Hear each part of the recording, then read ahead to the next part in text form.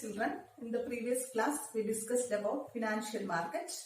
There are two types of financial market, money market and capital market. Then today we are going to discuss about classification of financial market on the basis of market structure. Market സ്ട്രക്ചറിന്റെ അടിസ്ഥാനത്തിൽ financial മാർക്കറ്റിനെ എത്ര രീതിയിലാണ് classify ചെയ്യുന്നത് എന്നാണ് നമ്മൾ നോക്കുന്നത്.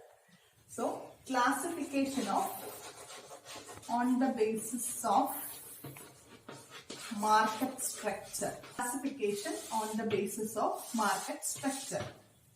Here we can classify financial market on the basis of market structure. Market സ്ട്രക്ചറിനെ ബേസ് ചെയ്തുകൊണ്ട് ഫിനാൻഷ്യൽ മാർക്കറ്റിനെ ഏത് രീതിയിലൊക്കെയാണ് ക്ലാസിഫൈ ചെയ്തിരിക്കുന്നത് എന്നാണ് നമ്മൾ പരിശോധിക്കുന്നത്. So the first classification is organized market. So this is the first classification, organized market. Organized market is the market or special kind of market. There is strict rules and regulations. So this market is fully under the control of Reserve Bank of India and regulatory authorities. Organized market എന്ന് പറയുന്നത് നമ്മുടെ structure based മാർക്കറ്റിൽ ഏറ്റവും പ്രധാനപ്പെട്ട ഒരു category തന്നെയാണ്. ഈ organised മാർക്കറ്റിന്റെ നമ്മൾ നോക്കുകയാണെങ്കിൽ ഇത് സ്റ്റാറ്റ്യൂട്ടറി ബോഡി, അതായത് റെഗുലേറ്ററി അതോറിറ്റീസ് ആണ് ഈ മാർക്കറ്റ് കൺട്രോൾ ചെയ്യുന്നത്. റിസർവ് ബാങ്ക് ഓഫ് ഇന്ത്യയും അതേപോലെ സെബിയുടെയും കൺട്രോളിലാണ് ഈ മാർക്കറ്റിൽ എല്ലാ രീതിയിലുള്ള ഓപ്പറേഷനും നടക്കുന്നത്. So such kind of market, well organized market is known as organized market.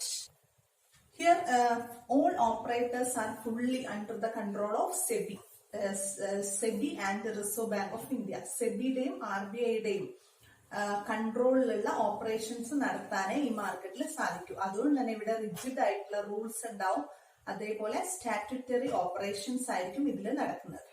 അങ്ങനെ വെൽ സ്ട്രക്ചേർഡ് ആയിട്ടുള്ള ഓർഗനൈസ്ഡ് ആയിട്ടുള്ള മാർക്കറ്റ് ഓപ്പറേഷൻസ് നടത്തുന്നതിനെയാണ് നമ്മൾ ഓർഗനൈസ്ഡ് മാർക്കറ്റ് എന്ന് പറയുന്നത്. Then the second one is unorganized market. Unorganized market is just opposite of organized market. Organized മാർക്കറ്റിനെ നമ്മൾ compare ചെയ്ത് നോക്കുന്ന സമയത്ത് ഓർഗനൈസ്ഡ് മാർക്കറ്റിനെ ജസ്റ്റ് ഓപ്പോസിറ്റ് ആയിട്ടാണ് നമുക്ക് അൺഓർഗനൈസ്ഡ് മാർക്കറ്റ് മനസ്സിലാക്കാൻ സാധിക്കുന്നത്. അൺഓർഗനൈസ്ഡ് മാർക്കറ്റിൽ there is no strict rules and regulations from the part of SEBI and RBI. RBIയുടെയും സെബിയുടെയും security exchange board of India എന്ന് പറയുന്ന റെഗുലേറ്ററി അതോറിറ്റിയുടെയും യാതൊരുവിധ കൺട്രോളും ഏതിലുണ്ടായിരിക്കുന്നതല്ല, അൺഓർഗനൈസ്ഡ് മാർക്കറ്റിൽ ഉണ്ടായിരിക്കുന്നതല്ല. So unorganised market has its own rules and regulations. അവരുടേതായിട്ടുള്ള റൂൾസ്, അവരുടേതായിട്ടുള്ള റെസ്ട്രിക്ഷൻസ് ഒക്കെ തന്നെയാണ് അൺഓർഗനൈസ്ഡ് മാർക്കറ്റിൽ ഉണ്ടാകുന്നത്. അപ്പോൾ അൺഓർഗനൈസ്ഡ് മാർക്കറ്റിനെ കൺട്രോൾ ചെയ്യാൻ വേണ്ടി ഒരു രീതിയിലുള്ള സ്റ്റാറ്റ്യൂട്ടറി അതോറിറ്റീസും ഉണ്ടായിരിക്കുന്നതല്ല. പ്രൈവറ്റ് ബോഡീസ് ആയിരിക്കും അൺഓർഗനൈസ്ഡ് മാർക്കറ്റിന്റെ കൺട്രോളിങ് മറ്റുള്ള കാര്യങ്ങളൊക്കെ ചെയ്യുന്നത്. അൺഓർഗനൈസ്ഡ് മാർക്കറ്റിൽ ഓപ്പറേഷൻ നടത്തുന്നത് there are two parties, they are operating mainly in unorganized sector. They are indigenous bankers and money lenders. They are the two parties. They are operating in unorganized market sector. Unorganized market sectorൽ operations നടത്തുന്ന രണ്ട് പാർട്ടികളാണ്, അതായത് രണ്ട് കാറ്റഗറിയിലുള്ള രണ്ട് വിഭാഗങ്ങളാണ്. ഒന്ന് പറയുന്നത് indigenous ബാങ്കേഴ്സും other one is moneylenders. Indigenous bankers are like banking institutions. They are accepting deposit from the public and lending loans and advances to public. അവര് ഡെപ്പോസിറ്റ് വാങ്ങിക്കുകയും കൊടുക്കുകയും ഒക്കെ ചെയ്യുന്ന സാധാരണ ബാങ്കിങ് സ്ഥാപനങ്ങളെ പോലെ ഓപ്പറേറ്റ് ചെയ്യുന്ന സ്ഥാപനങ്ങളാണ് ഇൻഡിജിനസ് ബാങ്കേഴ്സ്. പ്രൈവറ്റ് ബാങ്കിങ് ഓപ്പറേറ്റേഴ്സിനൊക്കെ നമുക്ക് ഇൻഡിജിനസ് ബാങ്കേഴ്സ് ആയിട്ട് വേണമെങ്കിൽ കണക്കാക്കാം. അവര് നമ്മളെ അൺഓർഗനൈസ്ഡ് മാർക്കറ്റിൽ ഓപ്പറേഷൻസ് നടത്തുന്നതാണ്. പക്ഷെ അവർക്ക് യാതൊരു രീതിയിലുള്ള റിസർവ് ബാങ്ക് ഓഫ് ഇന്ത്യയുടെയോ മറ്റുള്ള റെഗുലേറ്ററി ബോഡീസിന്റെയോ കൺട്രോൾ ഒന്നും തന്നെ ഉണ്ടായിരിക്കുന്നതല്ല.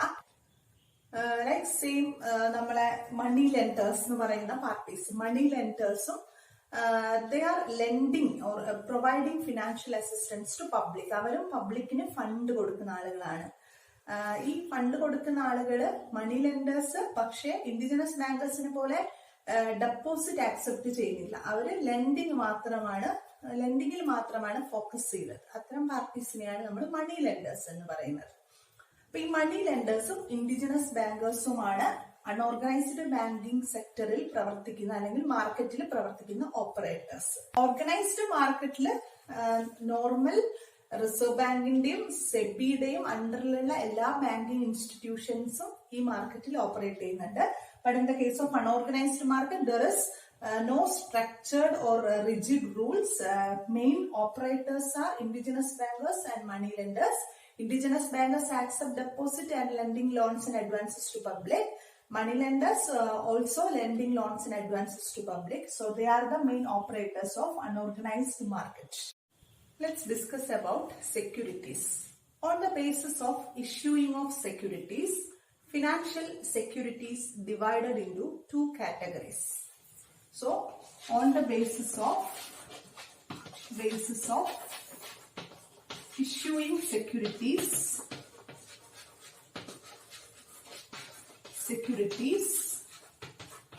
financial securities divided into primary securities and secondary securities. Primary and secondary securities. So these are the two categories of securities on the basis of issuing financial securities. Financial securities means bonds, debentures, shares. സെക്യൂരിറ്റീസിനൊക്കെ issue ചെയ്യുന്നതിന്റെ അടിസ്ഥാനത്തിൽ സെക്യൂരിറ്റീസിനെ രണ്ട് വിഭാഗമായിട്ട് തരംതിരിച്ചിട്ടുണ്ട്. ഒന്ന് പ്രൈമറിയും ഒന്ന് സെക്കൻഡറിയും. Primary securities are the securities issued directly or issuing directly to the public. നമ്മൾ നേരിട്ട് പബ്ലിക്കിലേക്ക് issue ചെയ്യുന്ന അല്ലെങ്കിൽ കമ്പനികളിലേക്ക് നേരിട്ട് നമ്മൾ ഇഷ്യൂ ചെയ്യുന്ന സെക്യൂരിറ്റീസിനെയാണ് നമ്മൾ പ്രൈമറി സെക്യൂരിറ്റീസ് എന്ന് പറയുന്നത്. So all kinds of debentures, shares, etc.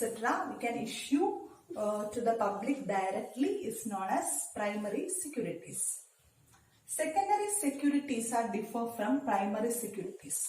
നമ്മൾ പ്രൈമറി സെക്യൂരിറ്റീസ് നേരിട്ട് പബ്ലിക്കിലേക്ക് എത്തിക്കുന്നതാണെങ്കിൽ സെക്കൻഡറി സെക്യൂരിറ്റീസ് നമ്മൾ മറ്റ് ഏതൊക്കെയോ സ്ഥാപനങ്ങൾ വഴിയാണ് പബ്ലിക്കിലേക്ക് എത്തിക്കുന്നത്. അതായത് ഒരു മീഡിയേറ്ററിന്റെ സഹായത്തോടുകൂടി ഇഷ്യൂ ചെയ്യുന്ന ഒരു സെക്കൻഡ് പാർട്ടിയുടെ സഹായത്തോടുകൂടി ഇഷ്യൂ ചെയ്യുന്ന സെക്യൂരിറ്റീസ് ആണെങ്കിൽ അത്തരം സെക്യൂരിറ്റീസിനെ നമ്മൾ സെക്കൻഡറി സെക്യൂരിറ്റീസ് ആയിട്ടാണ് പറയുന്നത്.